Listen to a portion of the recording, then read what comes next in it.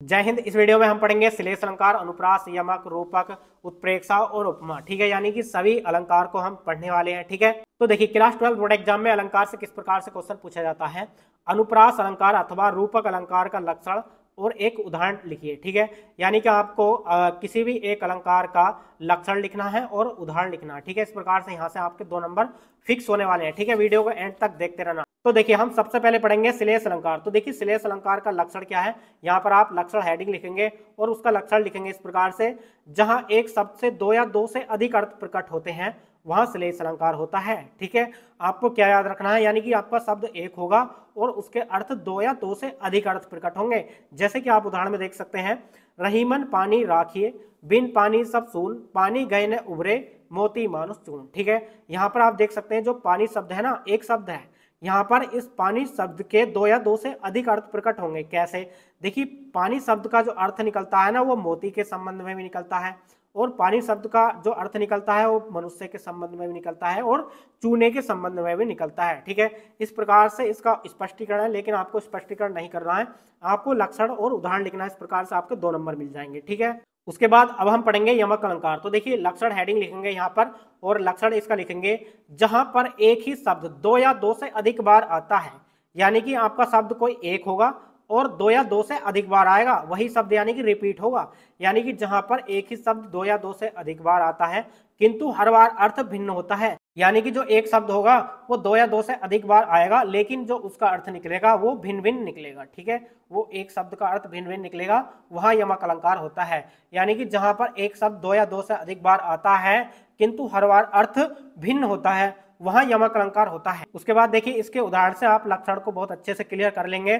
कनक कनकते सौगुनी मादकता अधिकाय, या खाए बोराए जग वा पाए बोराए। ठीक है, यानी कि यहाँ पर जो कनक शब्द है वो एक है। ठीक है, यानी कि कनक एक शब्द है लेकिन 2 बार आया है कनक कनक, लेकिन जो कनक कनक 2 बार आया है ना, उसके जो अर्थ निकलेंगे वो भिन्न भिन्न निकलेंगे। ठीक है, कैसे, देखिए पहले कनक शब्द का अर्थ है धतूरे से, यानी कि यहाँ पर देख सकते हैं या खाए बोराए जग, यानी कि धतूरे को खाकर इंसान पागल यानी कि बोराया जाता है। ठीक है, इस प्रकार से पहले कनक शब्द का अर्थ है धतूरे से और दूसरे कनक शब्द का अर्थ है सोने से, यानी कि व्यक्ति को सोना मिल जाए यानी कि गहने मिल जाए तो वो बोराया जाएगा एकदम। बिल्कुल देखिए स्पष्टीकरण में भी यहाँ पर हमने लिखा है, इस प्रकार से आप पढ़ सकते हैं। तो इसके लक्षण में हमने यही तो लिखा है, जहां पर एक ही शब्द 2 या 2 से अधिक बार आता है, यानी कि शब्द एक होगा, 2 या 2 से अधिक बार रिपीट होगा किंतु हर बार अर्थ भिन्न होता है, वहां यमक अलंकार होता है।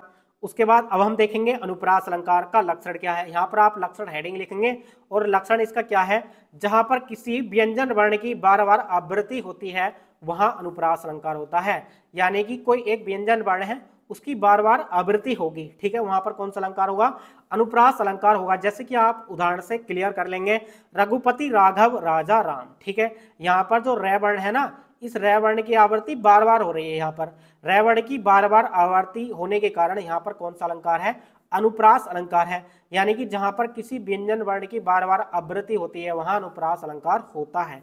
दूसरे उदाहरण को देख सकते हैं, चारु चंद्र की चंचल किरणें खेल रही हैं जल थल में। ठीक है, यहाँ पर च वर्ण की आवृत्ति बार बार हो रही है, तो इस प्रकार से यहाँ पर भी अनुप्रास अलंकार है। इस प्रकार से इसका उदाहरण लिख सकते हैं, स्पष्टीकरण आपको नहीं लिखना है, आप देख सकते हैं। ठीक है, उसके बाद देखिए अब हम पढ़ेंगे रूपक अलंकार का लक्षण है, जहां उपमेय या उपमान को एक रूप मान लिया जाता है वहां रूपक अलंकार होता है, यानी कि जहां पर उपमेय को और उपमान को एक रूप मान लिया जाता है वहां रूपक अलंकार होता है। उदाहरण से आप देख सकते हैं, चरण कमल बंदो हरि राय। ठीक है, यहाँ पर चरण और कमल को एक रूप मान लिया है, तो इसलिए यहाँ पर कौन सा अलंकार है, रूपक अलंकार है। जहां उपमेय या उपमान को एक रूप मान लिया जाता है वहां रूपक अलंकार होता है, यानी कि चरण और कमल उपमेय और उपमान है। उसके बाद देखिए उत्प्रेक्षा अलंकार का लक्षण क्या है, यहाँ पर लक्षण लिखेंगे, जहां उपमेय में उपमान की संभावना प्रकट की जाए वहां उत्प्रेक्षा अलंकार होता है, यानी कि जहां पर उपमेय और उपमान की संभावना प्रकट की जाती है वहां उत्प्रेक्षा अलंकार होता है। ठीक है, तो देखिए इसका उदाहरण क्या है, सोहत ओढ़े पीतपट श्याम सलोने गात, मनो नीलमणि सेल पर आतप परयो प्रभात। ठीक है, यानी कि सोहत ओढ़े पीतपट श्याम सलोने गात, मनो नीलमणि शैल पर आतप परयो प्रभात। ठीक है, यहाँ पर आप देख सकते हैं। उसके बाद देखिए उपमा अलंकार है। उपमा अलंकार क्या है, जहां पर एक व्यक्ति की तुलना दूसरे लोक प्रसिद्ध वस्तु से, यानी कि उसके रंग, रूप, आकार या धर्म के आधार पर की जाती है उसे उपमा अलंकार कहते हैं। ठीक है, दोबारा देखिए, जहां पर किसी एक व्यक्ति की तुलना दूसरे लोक प्रसिद्ध वस्तु जैसे कि रंग, रूप, आकार या धर्म के आधार पर की जाती है तो उसे उपमा अलंकार कहते हैं। जैसे कि आप उदाहरण से देख सकते हैं, आपको क्लियर हो जाएगा। मुख चंद्रमा सा सुंदर है, यानी कि जो मुख की तुलना है ना वो चंद्रमा से की जा रही है। यहाँ पर मुख एक अलग है, यानी कि मनुष्य का होता है, ठीक है, और चंद्रमा एक दूसरी लोक प्रसिद्ध क्या है, एक चंद्रमा है। ठीक है, तो इस प्रकार से यहाँ पर क्लियर होता है कि जहां पर एक व्यक्ति की तुलना दूसरे लोक प्रसिद्ध वस्तु से की जाएगी वहां पर कौन सा अलंकार होगा, उपमा अलंकार होगा। तो डियर स्टूडेंट्स, वीडियो को अभी तक लाइक नहीं किया तो लाइक कर देना। चलिए मिलते हैं नेक्स्ट वीडियो में नेक्स्ट टॉपिक के साथ, तब तक के लिए जय हिंद, वंदे मातरम।